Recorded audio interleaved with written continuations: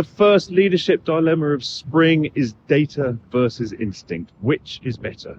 Which one do you trust? Are there times when you should favour data over instinct, or vice versa? Let's walk through three very different scenarios. Number one, you want to understand fairness in your employee life cycle from talent attraction to retention.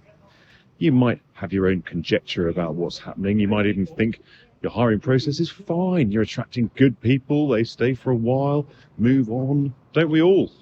Speak for yourself. That's pretty much all you can do, quite frankly. But you're also dealing with hundreds of thousands of other lived experiences. Are you casting your net as widely as you could with your job post? What's the demographic breakdown of applicants? Who makes it through to interview and then beyond? And how long do they stay? By gathering data points throughout the funnel, you can find out where the drop-offs are, and then you can start working out why and do something about it. Data here is your best antidote to unconscious bias, which is the enemy of diversity and inclusion.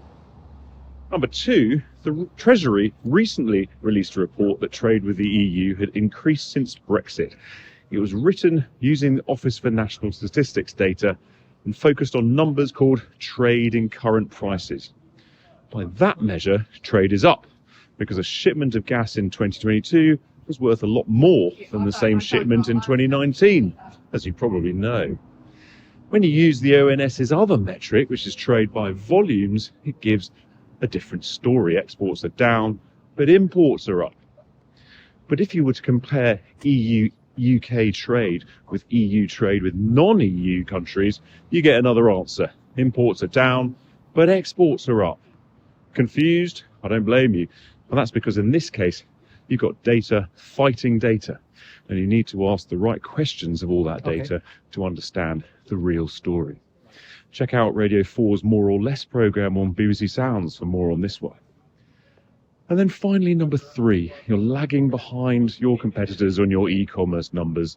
Now, that's one data point right there, but there are a whole load of others you could dig into. Reach, time spent, conversion rate, basket size, average order value. I'll spare you more.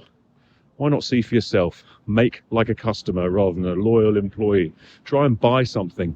Is it as easy as your competition? What does it feel like? It may be because it's just not exciting, simple, or quick. And you don't need a massive analytics to tell you the experience could be better.